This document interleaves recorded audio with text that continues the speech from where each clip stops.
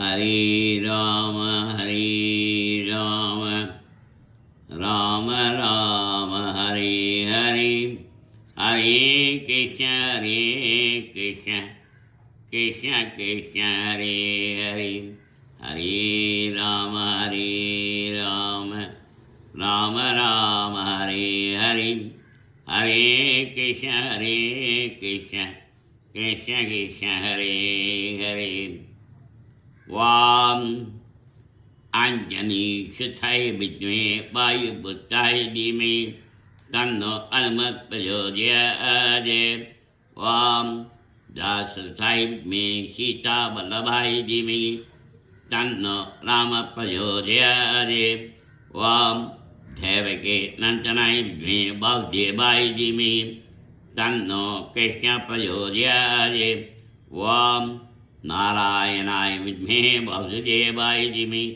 तन्नो कृष्णः प्रचोदयात् वाम महादेवै च विद्महे विष्णुभक्त्यै च धीमहि तन्नो लक्ष्मीः प्रचोदयात् वाम धनुर्धराय विद्महे सर्वसिद्ध्यै च धीमहि तन्नो रुद्रः प्रचोदयात् वाम सहस्राय विद्महे महाज्वालाय धीमहि तन्नो चक्रः प्रचोदयात् वाम तत्पुरुषाय विद्महे महादेवाय धीमहि तन्नो रुद्रः प्रचोदयात् वाम तत्पुरुषाय विद्महे चक्रतुण्डाय धीमहि तन्नो नन्दिः प्रचोदयात् वाम कात्यायनाय विद्महे कन्याकुमारी धीमहि तन्नो दुर्गे प्रचोदयात् हरि ओम அறிவோம். ஸ்ரீ ராமர் பட்டாபிஷேகம். சிரஸ் அஜ்ஜலி மாதாய கைகேயானந்தவர்தன பாவக்ஷேபரதோ ஜேஷ்டம் ராமம் சத்யபராக்கிரமம்.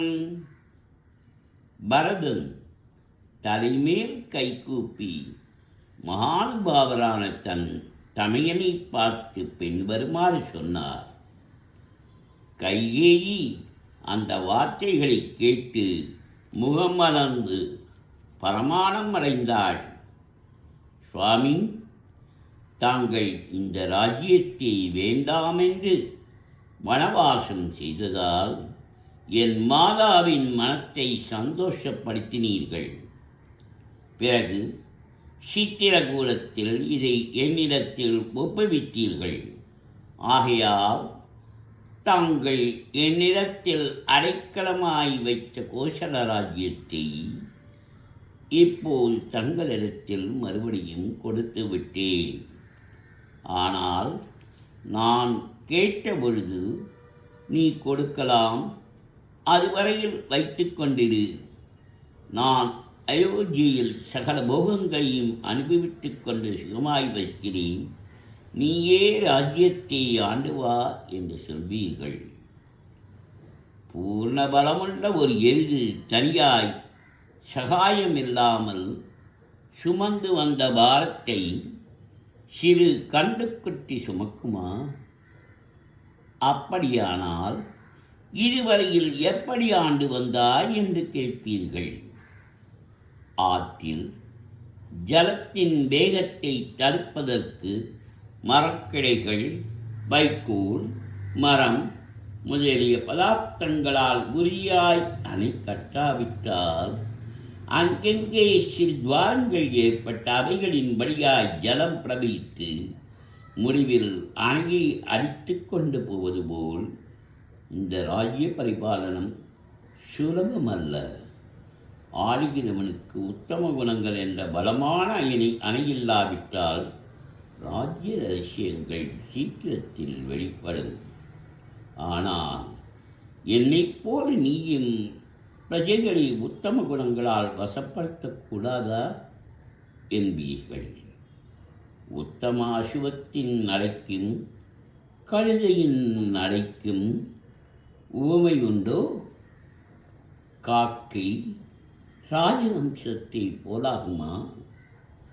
தாங்கள் போகும் வழியில் வேறொருவர் அடி வைக்க முடியுமோ?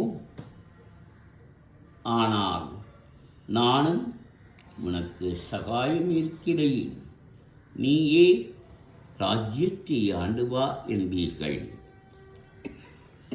ஒரு வீட்டில் வளர்ந்த மரம் விஷாலமான கிளைகளுடன் அழகான புஷ்பங்களால் நிறைந்தும் ஒரு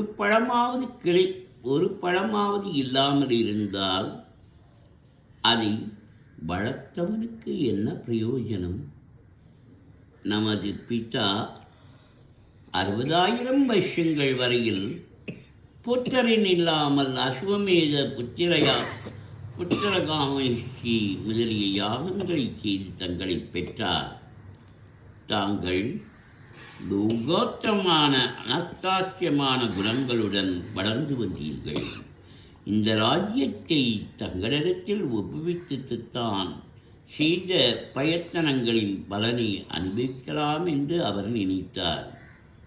இப்பொழுது சகல பூமண்டலத்தையும் தர்மமாக பரிபாலனம் செய்ய தகுந்த உத்தம குணங்கள் தங்களிடத்தில் இருந்தும் வம்ச பரம்பரையாய் ஜேஷ்ட புத்திரர்களால் ஆளப்பட்டு வந்த இந்த ராஜ்யத்தை தாங்கள் ஆளாவிட்டால் தங்களை பெற்று வளர்த்ததின் பிரயோஜனம் என்ன? சூரியன் மத்தியான காலத்தில் ஆகாச வீதியில் பூர்ணக்கிரங்களுடன் சகல ஜகத்திற்கும் பிரகாசத்தையும் ஆயுளையும் கொடுத்து கொண்டு விளங்குவது போல் தாங்கள் பட்டாபிஷேக மகோத்சவம் பெற்று சிம்ஹாசனத்தில் இருந்து எங்கள் எல்லோருக்கும் க்ஷேமத்தை கொடுப்பதை தாங்கள் பார்த்து மகிழ்கிறோம். விடியற் காலத்தில் மதுரமான கானங்களாலும் வாத்திய சத்தங்களாலும் தங்கச் சலங்கைகளால் அலங்கரிக்கப்பட்ட உத்தம ஸ்திரீகளின் நாட்டியங்களாலும் தாங்கள் எழுப்பப்படுவதை நாங்கள் கண்டு மகிழ்கிறோம். சகல போகங்களையும் அனுபவிக்க தகுந்தவர்கள் தாங்களே. ஆனால் உங்களுக்கு ராஜ்ய பாலனம் செய்ய ஆசை இல்லையோ என்று கேட்பீர்கள். சூரியன், சந்திரன், கிரகங்கள், நட்சத்திரங்கள் முதலியன உள்ளவரையும் இந்த பூமியுள்ள வரையிலும் தாங்கள் எங்களை பரிபாலனம் செய்ய வேண்டும் என்பதே எங்கள் பிரார்த்தனை என்றார். ராமன் பரதனுடைய சரணாகதியை அங்கீகரித்து உத்தமமான ஆசனத்தில் உட்கார்ந்தார். பிறகு சுகமாயும் சீக்கிரமாயும் சாதுரியமாயும் சவரம் செய்யக்கூடியவர்களை சத்ருக்னர் தெரிவிக்க அவர்கள் ராம லக்ஷ்மண பரத சத்துருக்களுடைய ஜலைகளை நீக்கினார்கள். பரதன், லக்ஷ்மணன், சுக்ரீவன், விபீஷணன் முதலியவர்கள் ஸ்நானம் செய்த பிறகு விசித்திரமான மாலைகளாலும் பரிமளங்களாலும் வஸ்திரங்களாலும் ஆபரணங்களாலும் ராமலக்ஷ்மணர்களை சத்ருக்னன் அலங்காரம் செய்வித்தார். தசரதுடைய பத்தினிகள் சீதைக்கு சகல அலங்காரங்களையும் தாங்களே செய்தார்கள். தாரை முதலிய வானர ஸ்திரீகளுக்கு சகல அலங்காரங்களையும் ராமனிடத்தில் எல்லையற்ற வாத்சல்யத்தை வைத்த கௌசல்யை சேவித்தாள். பிறகு சத்ருக்னருடைய உத்தரவால் இஸ்வாகுல சாரதியான சுமந்திரர் உத்தம அசுவங்கள் பூட்டின ராஜரதத்தை கொண்டு வந்து நிறுத்தினார். சூரிய மண்டலத்தை போல் பிரகாசிக்கும் அந்த ரதத்தில் ராமன் ஏறினார்.